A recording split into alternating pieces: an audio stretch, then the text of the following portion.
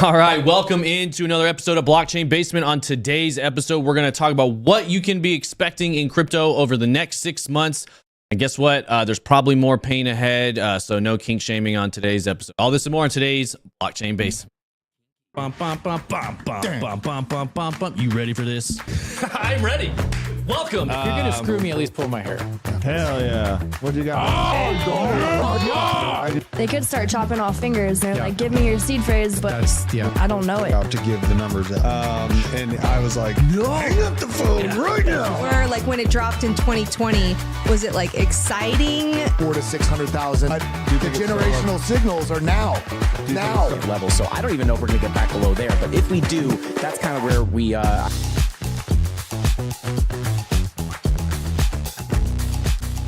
All right, welcome back, everybody. Really enjoying being back. Read all your comments yesterday. Really appreciate that. Huge shout out to all of you: Tyler Durden, Ariel for Life, Manawalk, BG, Baden, TradeFi, Eric Carlson, Gold Blooded. That's a good Destroyer 1911, Paper Hands, Moonboy, Beastmaster, Yoga Pants, Dan Ruggs, Disrupt, and many more.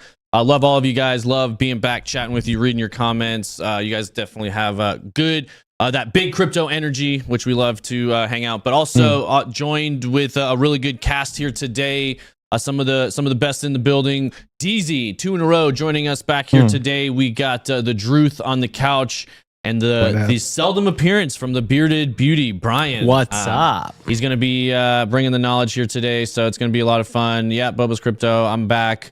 I'll be back probably tomorrow as well, trying to get back to the regularly scheduled program here. A little inside baseball. Brian, are you happy about the potential resurrection of the Meta Money brand? Ooh. Oh, I have no idea what's happening with that. So, yes. Stay tuned, folks. And DZ's straight out of the dentist, so it might be off the rails a little. Yeah. Oh, that's right. Yeah, you were. Did you get drugged? Yeah. No, but the numbing sensations are coming off, so a lot of pain and a lot of endorphins associated with that.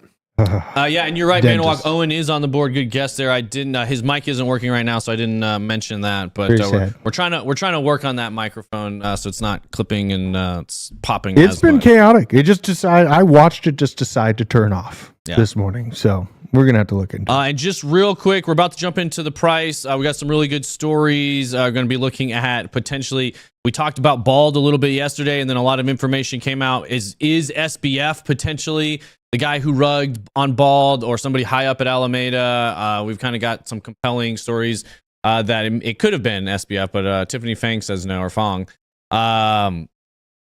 Also, some price action stuff, some other stuff with Richard Hart. That trailer is just insane. We'll play that for you guys. Yeah. It's just something. What timing? Watch. Yeah, well, the day that drops the day after day after the SEC files suit against it. So we'll do some follow up on some of yesterday's stories, but also wanted to look at some new stuff, some price predictions of like what to expect, where prices are going. Pretty much flat right now. They did pull back a little bit on the day. We do have a few things kind of recovering. Trust Wallet, Frax, that's an interesting one. Maker, but for the most part, not a whole lot of price action. Like I said, Bitcoin down a little bit on the week, Ethereum down a little bit on the week, but not.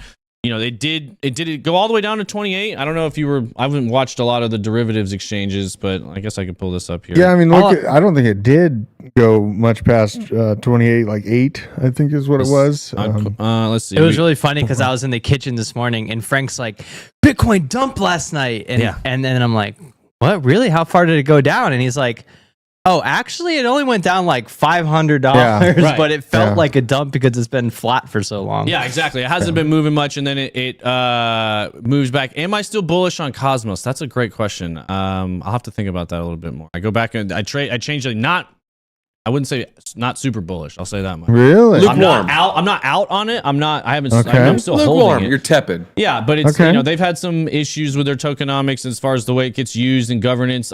Right before, and that's pretty much all I have on prices now. Owen, right before the show started, I was talking with Johnny a little bit about how a lot of these layer 2s and layer zeros are going to start to do what a lot of this, layer 2s are starting to do. So Cosmos in that category, basically creating, and they've talked about this for a while, where you need some underlying atom to operate the development kit stack, which is where the direction OP is going. It looked like ZK Sync is going to be doing the same thing. And then you're going to see all these things built on top of their stack that just pay a little tax back to the main, super chain or whatever you want to call it. I think we're going to see that trend continue. And if Cosmos can fall into that category, they get that governance changed, I'll be much more bullish on them. But as of I've still got it. I'm still holding it. I'm still staking it. But it really, when I look at it over the course of the next 2 years into the next cycle, I'm not sure how long I'm going to hold it. That's the answer there. But to be fair, I'm in this point of the cycle where I feel that way about a lot of different things. I know I want to hold a lot of Bitcoin and Ethereum, and then outside of that, there's really, I'm feeling flexible on a lot of different things. I haven't really made a lot of moves. I'm still kind of in watch mode, which is what I was talking about yesterday. Really think about your plan, put it together, watch what happens with, just kind of conceptualize, okay, if I had built this portfolio that I was thinking about, say 2 months ago, if I had put, say, okay, I'm thinking about some amount of money, we'll just pick an arbitrary money, say $5,000 in Matic, OP, Arbitrum, and pick 5 layer 2s. And then now I'm going to watch all 5 of those layer 2s and just kind of see, oh, hey, when everything pumps, man, OP seemed to get, 17% while ARB got 7%. And, and then when they retraced, ARB retraced, about the same as it pumped, where OP was retracing a little bit less. And you just slowly start to get a sense for okay, I've been watching these things for a year now. Now I've got the cash to put in, this one I've got a better gut feeling on it. And so you go with it. At least that's just how I do it. What about you guys? Is that kind of a strategy you guys use, or do you just pretty much throw money in and then start paying attention to it? Or? No, I like to curate a list of a bunch of maybes. And so you have this list of 20, 30 maybes. And then all of a sudden, whenever you get a good opportunity to get in on a maybe, hey, go ahead and pull the trigger. For instance, today, second most popular meme coin, I've never held any. I'm talking about Shiba. I've never held any Shiba. Forgot about it, didn't want to buy it, didn't try to ride any pumps. Oh, it crashed. Now's your chance. Never bought any. I bought my first bag of Shiba this afternoon. And why? It just looked good on TA. It was just one of those maybe coins. Maybe I'd like to get a little exposure. Maybe it could, reach all-time highs again. It's maybe. a surprising keep burning thing. it. Who knows? Yeah, I know. And a lot of stuff we talk about tokenomics. There was a lot of projects with bad tokenomics that did really good last cycle. You know what I mean? So there's happy mistakes. Let me expand on that. Yeah, sometimes it can be horrible tokenomics. Only 7% is going to be out. Well, guess what? If you fast forward 3 years, it'll only be 14% by then. Right. And so it could look terrible, but you need to look at the window of token releasing sometimes when it is a low amount is out there in the supply. Totally. Yeah, we did touch on that a little bit yesterday. Something can have bad tokenomics on the launch and then good tokenomics a year later. So you really got to stay up with those release dates, those schedules, and how things change. So Chemistry Bro, welcome back. It's been a while since we've chatted. Yeah. You said SHIB and Doge charts looking for a breakout in the near future, to be honest. Also said you started accumulating way too early on everything except your Ethereum buys, probably back in November. Which, to be, and I think that's a really common mistake. You guys, I feel like I talked about it a lot this year on this channel that there's still room for correction on a lot of these altcoins, even if we've bottomed on Bitcoin and Ethereum. While they range is when the alts just get destroyed. Because, and like I said, it feels redundant, but when Bitcoin goes up 5% and then comes down 5%, and then a lot of the lower altcoins go up 5% and then go down 15%, and you do that over and over and over, and eventually they all get shaken out. And that is part of what I don't want to, the title's a little bit scary today. I don't want it to sound like I think it's going to new all-time lows or anything like that. It's much more the pain that's coming, I think, is going to be a lot more in the negative headlines over the next 6 months than it's going to be an actual price action. I still think we're going to range, like I've said from the beginning of the year. I thought we were going to stay between, when we started the year, we were, around 20K, sub 20, and I'd say between 18 and 28, maybe a little bit of a breakout above to 30K, but most of the year between 18 and 28. We're falling back into that range right now. We'll talk about some price stories here in a little bit about what some people think might be coming. But for the most part, I think we're going to see very negative headlines like what we're seeing about lawsuit against, SEC's bringing this lawsuit, this hack, this scam, this fraud, this IRS negative news about taxes, or all these different things to kind of set up what we're going to see in 24 and 25, which is the next bull run and all that sort of stuff. So, and if anybody has super quick thoughts on that, jump in. The boredom, man. The boredom will be just as bad as the negative headlines, probably worse, because you'll get bored in these smaller plays, and that's why I've for altcoins for the time being, I had treated them just take profits, even if it just doubled up. I was taking the profit and putting it back into Bitcoin because I don't want to fall victim to holding this huge bag of something that's at the start of a bear market and then it's not even there by the time the next bull run comes. So, just watch out for boredom. It's kind of like what I think is your worst enemy during the time. It is, and this is the part that gets you. And to keep you from without being bored, you need to be a part of this community. I forgot to do a little housekeeping. They just, because I noticed in the comments yesterday some people talking about how to get that sub 15K. Oh, before I get to this. The sub 15K NFT. What we just did, we're doing a members only post right now. So if you watch the YouTube channel, all you have to do is join as a member. And then you go to the members only post and there's a link with instructions on how to claim that NFT. And as soon as we hit 15,000 subscribers, you won't be able to claim that NFT anymore. The rest of them will get burned. Anybody who has those will be entitled to super OG exclusive rewards for the rest of this channel. But it is designed for the people that support the channel right now and are YouTube members, not just subscribers. So if you want to get that, you have to be a YouTube member. And then you go to the members only posts and there'll be information there. Again, how to get into the Discord, how to do a lot of different things. So I can't remember the username who asked yesterday. He said, like some people are members but haven't got the NFT yet. If that's you, just go to the community pages post. And because you want to be in a good community, you want to have people to talk crypto with so that way you don't get bored. Because generally speaking, when it's the most boring is when the best opportunities are and people have been lulled to sleep. And then by the time you realize, all the action's happening again, like you've missed that window of, some of the and then when it's boring, there's going to be this like flash crash negative news event that won't percolate mainstream media or even like normal crypto media for like 24, 48 hours. And you're like, wow, for 15 minutes, ETH was really, really cheap. And if you're not eating and sleeping and breathing it during those boring periods, you're going to miss out on that. You're going to jump in 4 days later, then you're going to miss out on the gain. 100%. So real quick, and part of that is the volume, and we're seeing it right now. So Bitcoin volume hits lowest since early 2021. A mere fear of 25K may return, which again, I'm not too afraid of 25K. I've been far below that before. That's not going to shake me out. But a lot of people, when it's sideways, and you keep thinking it's going to pump, and then it falls back to 25, that can shake a lot of people out. Or if it stayed between 25 and 28 for 2 months, 3 months, that is an egregiously boring part of the cycle. So BTC price retracing deeper than 25,000 is possible. Analyst warns with 28.3, the line in the sand for Bitcoin bulls, which seems like we've been holding that. When we looked just earlier, it looked like 28.7. I'm sure different exchanges it did dip a little bit lower. But the 28.3 being the last line of defense comes much like the weekend and the week prior. Nothing seemed able to affect the major trend change, while a brief spurt above 29.5 affected the weekly close, provided the most interesting intraday event. Maybe, what does that say? Maybe a Band-Aid? Maybe a Band-Aid. Welcome to OG status. Nice name. Fun little name, sentence.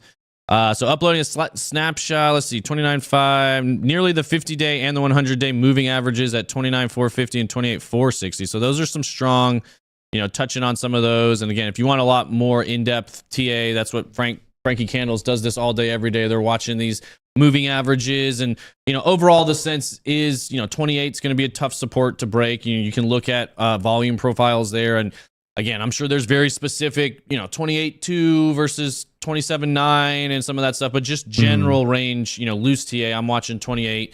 We fall below 28, 25 becomes a likely support. I was watching Ben Cowan, and he said we have to get to 27 before we get to 26. So I'm going to be looking out for that number. Yeah, that's good. I like that. And then once we get to 26, we have to get to 25 before we can get to 22 and 19 always and goes. 12 and 10 and all that sort of stuff. Terrible. So, but this is another. Oh, where was it? Well, speaking of Ben Cowan, I guess we'll talk about this because he did tweet this out. I love the monthly thing. October, I want to say, is usually bad. Correct. December is usually no. September is usually bad. September is usually bad. October, yeah, it's fun just because. I mean, I think it's all random. I don't think there's too much you can get except for maybe some macro trends that are in traditional stock markets. Because then you have one whale with some stupid tax reasoning could like just outweigh 150 small mini sharks. And so maybe there's something to January is typically green. December, I don't know. I'm looking April. April looks pretty good, folks. I mean, do you think there's any correlation here, or is that just all mumbo jumbo? Isn't that tax season? Welcome, Gata Life, BT Crypto. Welcome to OG status. But yeah, let us know in the comments what you think is interesting about this chart here. As far as I know, there is actually something. I'll point it out here in just a second, but I want to give you guys. Billionaires take the summer off. July and August. That's a real thing. You can see April is the most green, and September is the most red. And I can retail. Well, no, with tax refund. It's quarterly changes. So you got January, February, March is Q1, and then if you're getting ready to buy, if you get through your first quarter and then you make a lot of your buys at the beginning of Q2, that becomes April. If you're setting up for your tax season going into Q4, you're going to sell a lot at the end of Q3. So basically, you've got here's your Q, your change at the beginning of Q2, and here's the end of beginning of Q4 basically. So I mean, I don't live or die by that. I just, when you asked, I just looked and noticed like, hey, this one looks like the most green, this one looks like the most red. But one thing I do want to point out that's important when you look at this chart, it is interesting to look at the month over month, but what matters more is that you're comparing within the year of the halving cycles. So if okay, we had a halving in 2012, in 2016, in 2020, you need to be comparing. You don't compare 2023 to 2022. You compare 2023 to 2019, and you compare 2022 to 2018, et cetera, which is what he's doing here. And this is what I wanted to point out. This is the right way to be using this chart. He said, as I previously mentioned, the ROI of Bitcoin in July of the pre-halving years was 4.74. So he's talking about July of 2023, July of pre-halving years 2019, and really it would have been 2015. So it was up in 2015 because 2016 was the halving year. And we had a little bit of a different year because you didn't get the full 4 years here. You got like halving kind of at 2012 because it technically launched in 2008, didn't really get a price until 2010, or started trading in 2009. So those first couple of years are a bit of a wash. So you got a little bit of a double cycle here. But really, if you're looking back to 2019, which is this is the part of the cycle we would be in right now. So we just went through July, August. Now we're going into September. If you're looking here, July, August, like you can most likely guess September's probably going to be red. I mean, not only is it red in non-halving years, but generally speaking, you get 2 or 3 months of red. You don't see too much big digits in the last couple of years, but look at that October 2021. That's when we all thought Plan B was still accurate, still right, still tracking, still going to predict 100K Bitcoin. It's interesting. And then you see the 30% in January. So 2021, will we see 33% higher gains on any month ever again? What do you think?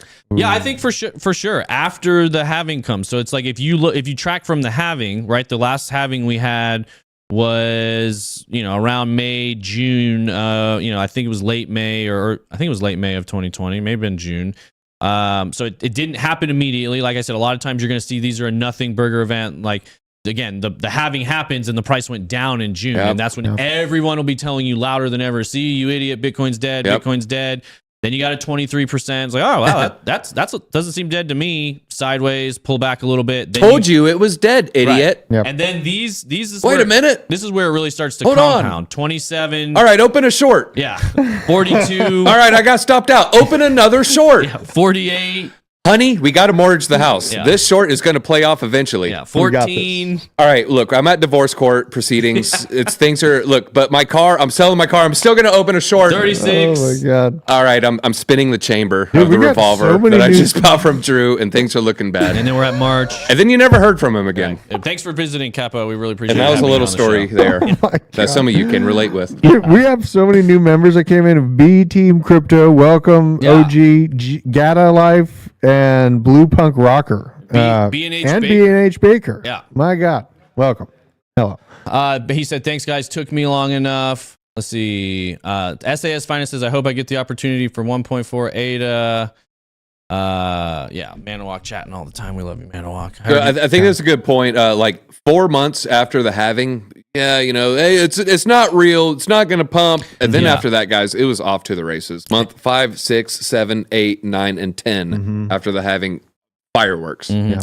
And so I do feel like we're in this sideways range right here. We're not going to get a whole lot of action for the rest of this year, and really even early 2024 until we get to the halving, which should be around here.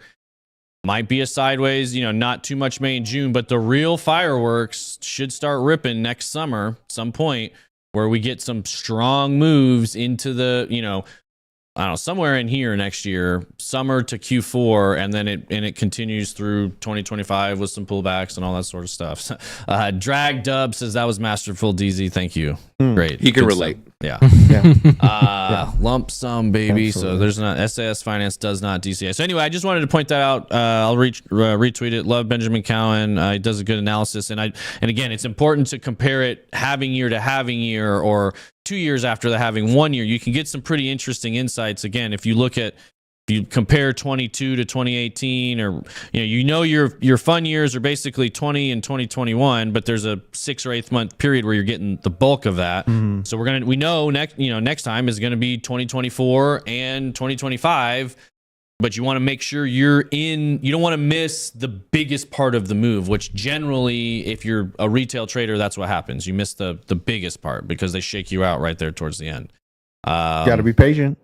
Got to be patient. Got to be patient. And this is another thing that you can use to The camera's in the way. I thought that was the world's largest diamond. I'm not being sarcastic. I thought that's what that picture was. I think It's like blocking the center. I think that's in it. That's Man coming down. later in the show. We will see A little a teaser clip there, of that. folks. Now, this is another way. Again, institutional money, big market traders, futures traders, people that are hedging their position. That's who people that have a lot more invested in this market. That's where you can generally look to get indicators of strength. There's all sorts of things you can use. We talk about a lot in DeFi when you're looking at TVL, when you're looking at transactions, when you're talking trading, you can be looking at volume, you can be looking at open and closed interest here. So Ether options market shows a bias for price weakness over the next 6 months.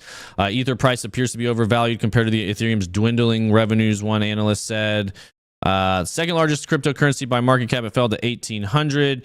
Its 6-month call output skew, which gauges a spread between the implied volatilities for the call options expiring in 180 days. That's another thing to keep an eye on too. That when we were looking at that chart, DZ, on April versus September. They have 90-day call options. A lot of times they'll have 180-day call options. And so a lot of times they'll stack up at the end of the month or the end of a quarter. And you'll see a lot of people, roll those over, resell them, sell them at a similar price, try to get it down to a certain level. And so that could play a little factor in some of those rolling into the end of the year as well. But you can see, the funding rate was going up through the middle of this year. Through the summer, it's pulling back down now. Not saying it's going below. We've had lower periods, June, May here, but just generally speaking, you're seeing things trending towards short rather than long. And I do think some of the, again, the negative headlines, bearish skew comes from the SEC looking to categorize most cryptocurrencies except Bitcoin as securities, subjecting them to stringent oversight. Again, so we know most people that are experiencing this space, they feel like Ethereum is going to be, it's too far out of the bag now to get lumped in with securities. However, this recent news that they were asking Coinbase to stop trading of everything except for Bitcoin, including Ethereum, that could cause, some institutional money to pull back a little bit, or just like, hey, we're going to wait. We're going to, not be in a long position now. We're going to take some money off the table, or, hey, maybe we're going to open a short and try to push this price down. Yeah.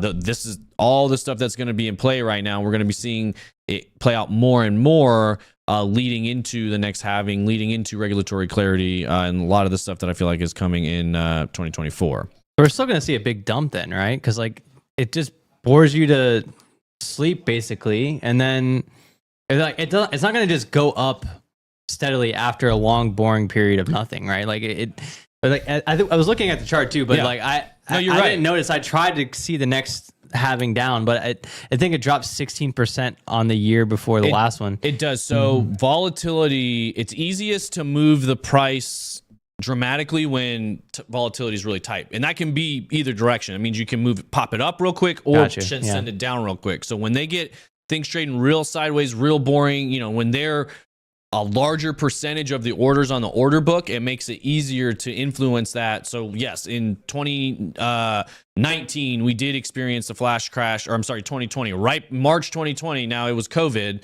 but that caused it to dip down below previous all-time lows before that. Now, I don't know if we'll see something that pushes all the way down there, like back to the 17K Bitcoin. And how low did it get? Did it get 1,000 ETH? Basically 900 something? 900, ETH? I think it touched. I don't know if it's possible, though, right? It's not outside of the realm of possibility. I think that was a little bit oversold, in my opinion. I think we could very comfortably hang out at 25 and $1,400 ETH, and 25 or 26, 28, Bitcoin, anything like that, or even $1,200 ETH and 25K Bitcoin. That's very comfortable, very plausible.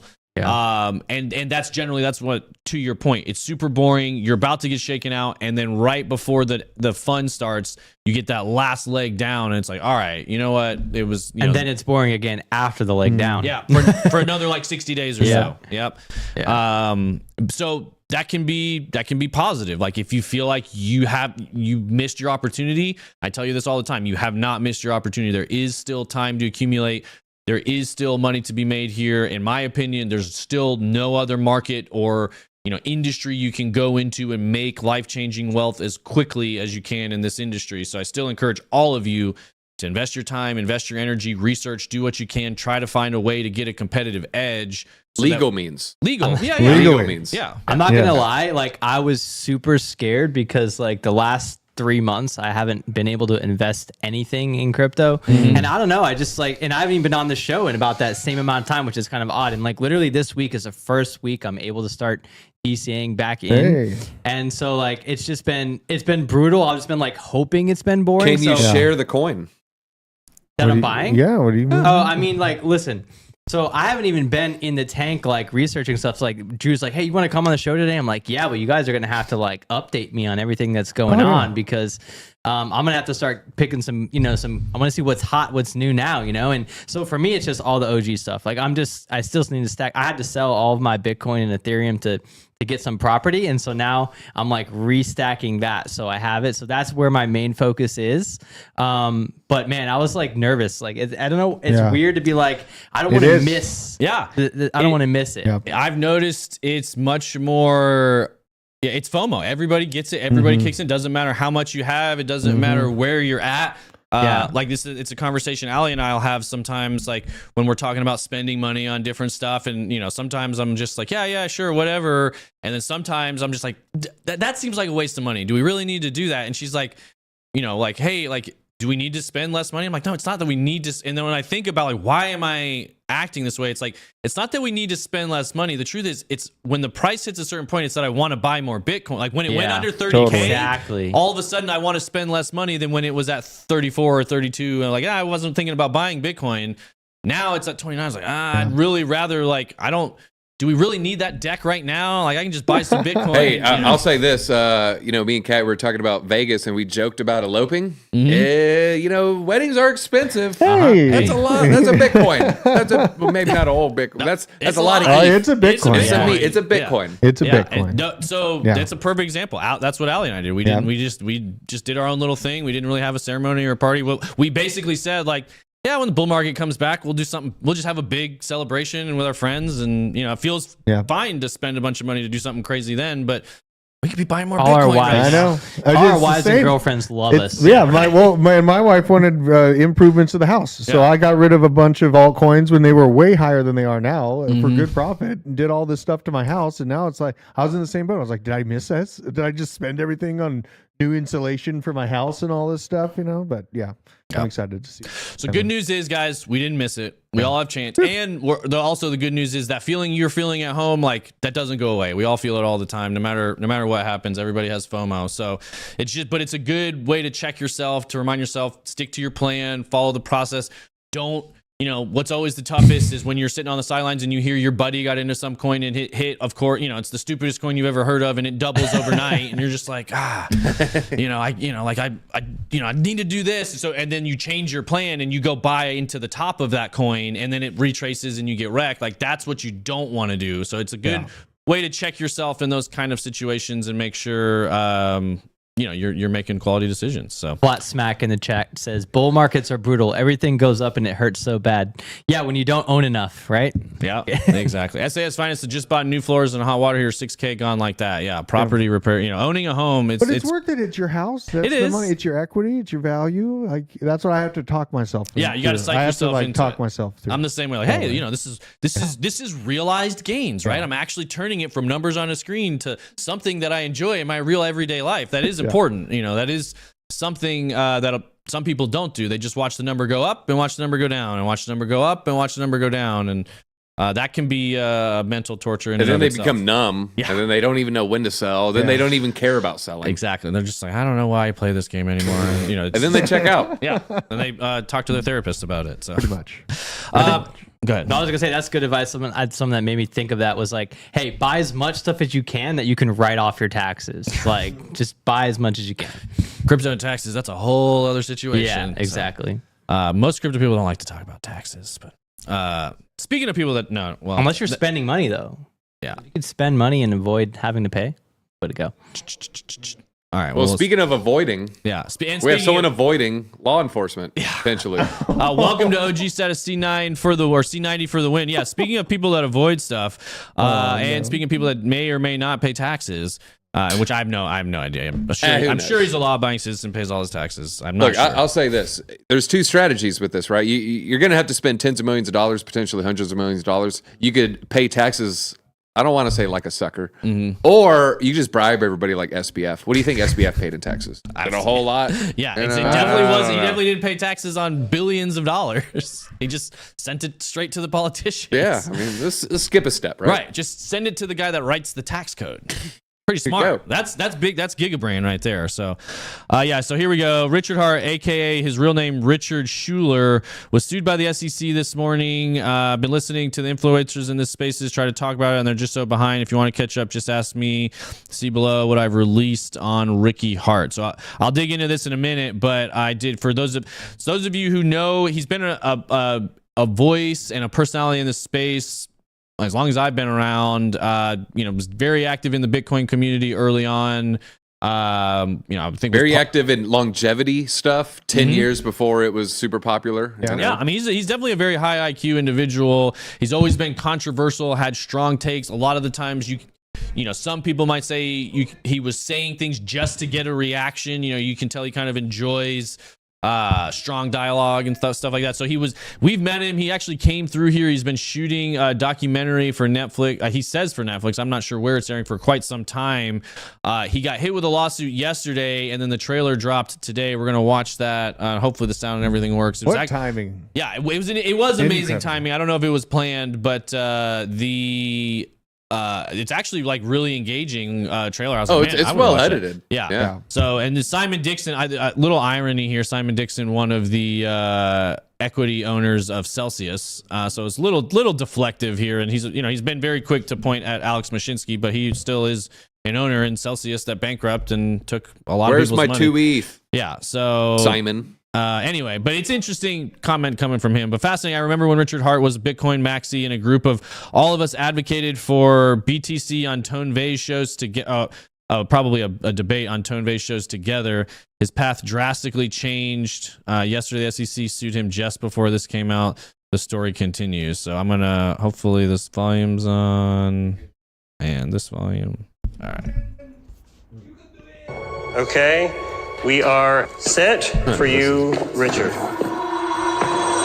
What do you want people to know about you? I got a big dick. This here is $3.1 million of watches. I own the world's biggest diamond. You don't. I do. Who is Richard Hart? Genius. Legendary. Arrogant. Bit of a narcissist. The benevolent king. $250,000. Hate me. Hate me. I'm farther than you'll ever be in your whole life. Who does this guy think he is? Whatever the governments have been doing, it's not worked out. You've never had worse interest rates. Your money has never been worth less. Everything is getting worse. And the only thing that's making it better is cryptocurrency. It's better than the dollar. It's better than gold. It's better money. Crypto is money without governments, and it is money without banks. You're not going to meet another product like this as long as you live. Yes, every scammer in the world is going to tell you something similar. Good morning, everyone.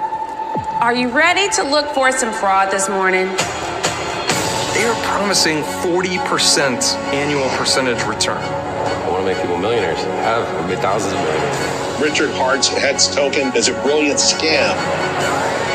Desperation has a look to it. And when you're looking for just anything, you will fall for anything. HEX is going to be the new cryptocurrency. We'll take over the market. There isn't anything else out there that's worth a shit.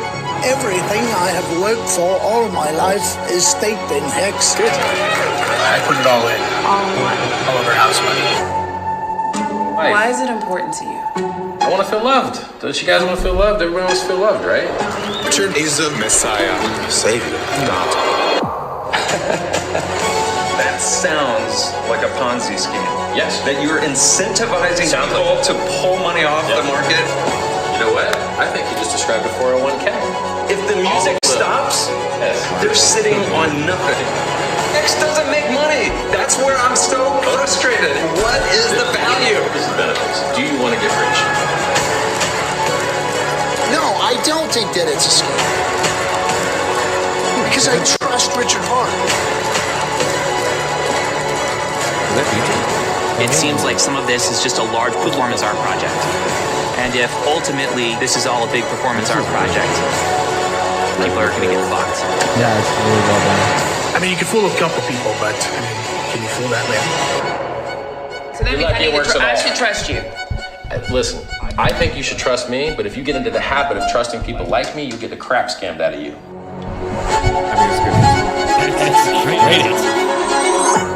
All right, super captivating. I'm super intrigued. I think they're doing a really good job kind of wrapping up like what is crypto and Bitcoin along with a microcosm of like one controversial protocol founder.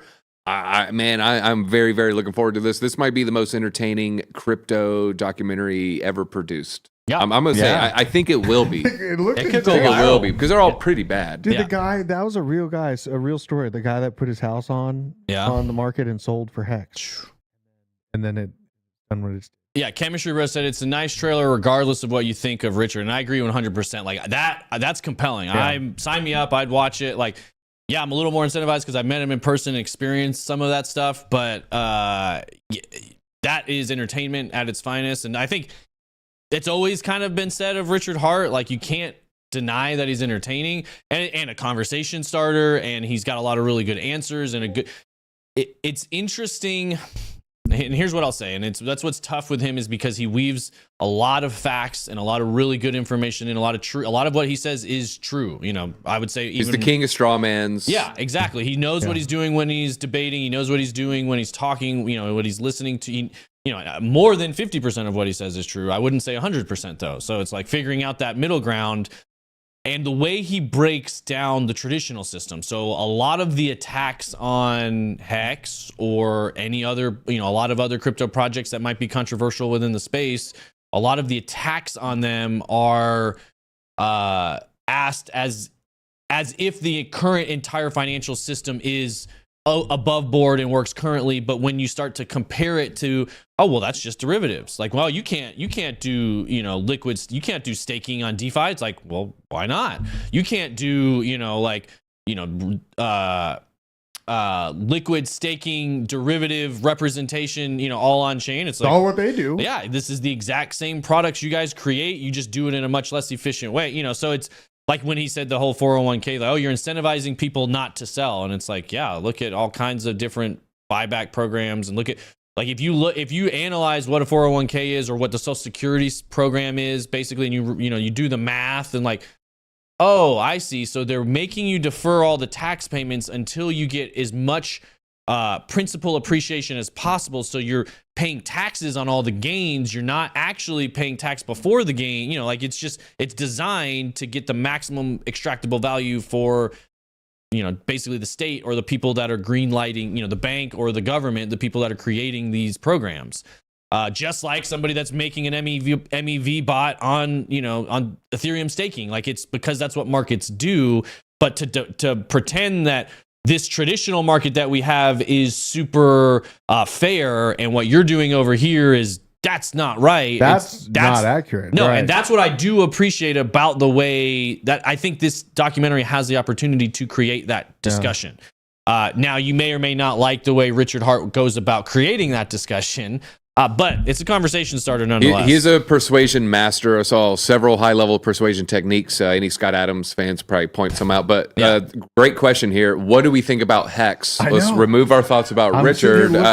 You know, my initial thoughts about Hex. It's like almost every other DeFi coin with a stronger community. So take that with what you will. And it's got a huge movie coming out. Like it's down by 95 or like. Just a massive amount. So I would say this about it. It is, because I wouldn't say it's like every other DeFi product. It is like a lot of DeFi products or projects where you can look at the contract and you can read. I'll retweet this thing from Truth Labs. It kind of shows a lot of on-chain stuff that it is, and some of this is cited in the IRS case against him that shows the flow of where some of these things go. And if he really is the creator and holder of all these wallets and he is removing all this stuff that was sacrificed to himself personally, that's where I think a lot of the people's issues will come in. But as far as the technology, you know, it's not really doing anything. In my opinion, it's not really doing anything special. To DZ's point, neither are a lot of DeFi projects out there. They're just copying. It's a kick the can down the road business model. It's I'm going to create this that, you know, and hopefully people buy it for a couple of years before something better comes out, and then all the money might move away. So not a long-term investment. You know, I put it in it's not a, you know, I don't know, people probably don't want to call it a meme coin. I put it in that similar category. Hey, you could, if you put a couple $100 in at the right time, maybe it turns into something, but most likely, you know, for my opinion on it, the person who's done the best from Hex is the founder, you know, Richard Hart. And those aren't generally the type of things I like to get into. He reminds me of Donald Trump. You know, when he sits down with two not as electrifying personalities, not as bright personalities, he can kind of cast a light over everybody in the room, especially with these some of these like digital interviews that he's doing, where it's like just a bunch of, you know, people getting together in a Discord server or some sort of Voom chat. He's really, really good, and he can suck the oxygen out of the room. And it's funny watching these smart nerds get defeated by him because he slays them anytime. I've never really seen him lose a debate. He's good at what he does. Seen him like kind of get back into a corner, and then he just changes the conversation topic, and then everyone just kind of lets it happen. The best analysis I've seen, or the best breakdown I've seen of that is there's only been, like you said, there's very few times he gets backed into a corner, and what he'll do is he'll fall back into the basically talking about Bitcoin again. Yeah, Bitcoin's been hacked. Well, no, but he uses a lot of the defense stuff that he trained in talking about Bitcoin versus dollar for years and years and years. And then when people are pressing him about Ethereum and Pulse Chain, and then he'll shift off. Hex and Pulse Chain. He'll shift off of that, and then all of a sudden you realize like you're not talking about Pulse Chain anymore. You're talking about, you know, that it's a persuasion technique called setting the table, and Donald Trump was really good at that. You set the table, and so the conversation becomes what you set. So, hey, we're here to talk about Hex. Next thing you know, you sit down to dinner and you're eating Bitcoin. You're like, how the fuck did this happen? Setting the table. He's good at it. Exactly. There's warning signs and stuff out there with a lot of them. You know, I've never owned any, so I can't really speak. Yeah, I did SAC for Pulse, but it was a freedom of speech expression of mine that I did. And I was just really, I see what the community can do, and it's just a play for me to make some money. I'm not like, you know, I'm doing this for the First Amendment. No, I'm doing it to make some money. Community is one of the really interesting factors to me within crypto that I think, like, we've started to see the rise. You know, we had meme tokens, we've got NFTs. You're talking about Hex having a really strong community. We know community is a factor in the validity of a project. We know that's part of what people are looking for, especially in the digital age we're in now. moving towards metaverse, moving towards things being more digital. Your digital community is more important today than it's ever been up until this point. And we're talking about, token gated communities, all these different concepts kind of came out over the last few years within the space. And I really think community tokens, and this is a big kind of outlier. I don't know, this could go 1,000 different directions, but I do think there is a chance that in the next cycle, we really start to see, we talk about the creator economy a lot, or different directions that commerce is going, entrepreneurship is going in the future. I do think community coins, creator coins, or some iteration of something of the like, again, maybe it's a new concept that comes out of NFTs. Maybe it's a new concept that comes out of a meme coin type of project. Maybe, you mentioned Sheeb or Pepe, buying something because it has a strong community is valid. Like it's proven to be valid to this point. So where does that go from here? We don't know. But what's interesting is when money flows back in, when there's a bunch of new money and a bunch of new liquidity, that's when people start experimenting with all this stuff. So we know those ideas exist right now. Next 2 years from now, new money comes in. Somebody figures out something really cool with it. All the money flows that way. And now all of a sudden we've got a whole new niche. Just like we saw with the trading bots on the Telegram bots coming out recently. All of a sudden, boom, there's a whole new niche of things to pay attention to in crypto, just like there was layer 2s and yada, yada. Sometimes it's 48 hours, like base. Yeah. Like base. Is it over already? Yeah. Probably. That was a 36-hour news cycle or hype cycle. Over the weekend. You were here yesterday a little bit when we were talking about the PvP stuff, and what you'll see is the lower the volatility or the less money that's in the system, the shorter the time span for the hype cycle is. So, when there's no money and everybody's broke, it might have been 2 days for base or a week that you had to make some really good opportunities there. If this is in a bull cycle, when there's new money continually being pumped in, that might last for 2.5 months, might last for 60 days. AI was a hot minute. What's that? It was. AI. Yeah. With the chat GPT kept upgrading. Now 3.5. Oh, now we got 4. Now there's Bard. Get those AI coins pumping for like 2 months. Yep. Mm-hmm. That was a strong one. Meme season, I felt like, came with Pepe and ended with Bam. Yeah, Pepe was a couple weeks, I would say. Yeah, Pepe was a that strong lasted one. weeks. Yeah. AI months, meme coins weeks, and then base layer 2 days. Mm-hmm. So, yeah. All right, the next one, it's hours, folks. Yeah, exactly. So you better, 10 minutes, It's one 5-minute candle that you can get in and get out of. But just long story short, that'll be interesting to see what becomes the catalyst in the next cycle. We know we've got some mainstays. DeFi will get some new, somebody will come up with something new in DeFi. Somebody will come up with something new in platform, smart contracts, and things will shift loosely, in payments. There'll be another, layer that does things cheaper and faster, whatever, something might start working on Bitcoin. We'll see, things will happen. Yeah. But every time, like NFTs is what I would say was the big one that came out of the 2020-21 cycle. Obviously the concept, the invention, the technology was created in 2017, I believe, and it was played with in 2018 and 2019. And then boom, new money came in and we saw, here's some really cool things we can do with that technology. And we got Yuga and we got, Ape came out of it, and, a handful of other things that were interesting that are going to be around again. When new money comes in, do we get new things? Yuga gets a little bit better? That's what we'll see. Sandbox, who knows? That's what makes it interesting to me. So I felt like NFT season came out of nowhere last cycle. Like I was completely blindsided by it, and I stayed out of it. And I was like, it's probably just a side thing, and it's not gonna keep going. I watched NFTs just crush it, and I had no part in NFTs last cycle. I was really happy with Bitcoin and Ethereum and other entry points, but I felt definitely left out of the NFT market. I just am curious which ones are going to be. I almost feel worse. I was playing around in Wax ecosystem. Yeah. So as ETH started getting popular, I'm like, nah, man, I'm good with Wax. Yeah. I'm good with Wax. Bored Ape, what stupid. I'm good with Wax. I wasn't going to mint Bored Ape or anything. But I was definitely hanging out in the Wax ecosystem and didn't jump into ETH. That's what's so funny is it's like it does, like there's always stuff happening. You just have to be there and you have to be trying stuff, and it's really hard to predict what's going to hit, what isn't. It has nothing to do. Sometimes it's luck related even, but just watch the people that have consistent winners and, talk to them more than people that have consistent losers. And I remember by the time it came to my Instagram and these scam accounts were getting hundreds or thousands of likes. And then I would go look at their collection on OpenSea and no one had bought it. Right. But it's got all this crazy hype and I had to weed through it all kind of on my own. And I didn't know where to plug into online.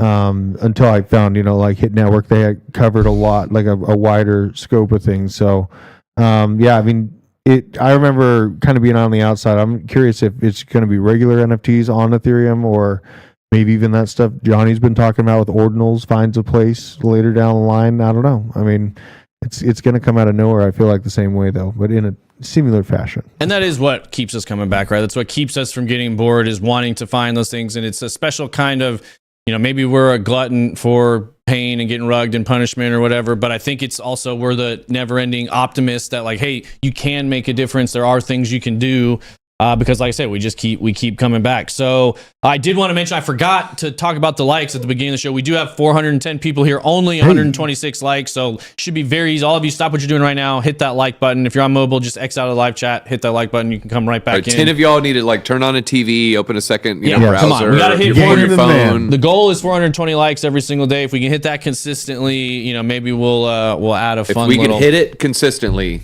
420. Yep. I'm going to be feeling real high off that. Exactly. Oh, that was amazing.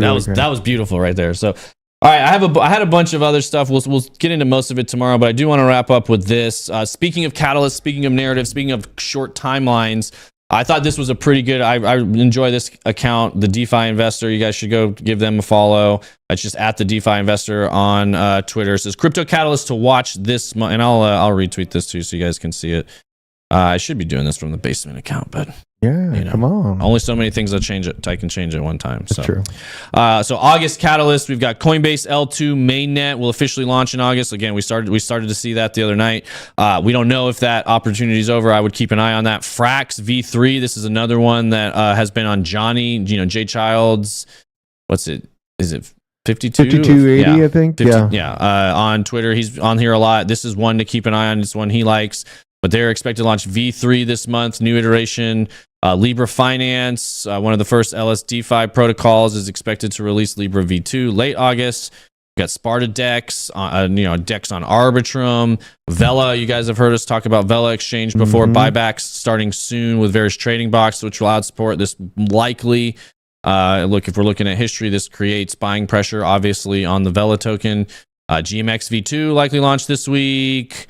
Don't know much about Parallax Finance, EVMOS 2.0, yada yada. Okay, Shibarium. Here we go. This is why DZ's buying right here. Shibarium, Shiba Inu's L2 is likely to release the mainnet in August, so hopefully he gets his SHIB pump there. There'll probably be some media around that. Buy the rumor, sell the news. Yeah. Who wants to be DZ's exit liquidity? Yeah, exactly. That's the game we're playing. That's why I was talking about that yesterday. PvP, this is the game we're playing. You want to be in before everybody else, and you want to be selling when everybody else is getting in. That's literally there are some caveats. Do you see the coin existing in 2030 and being this thriving internet company that's $1 trillion company?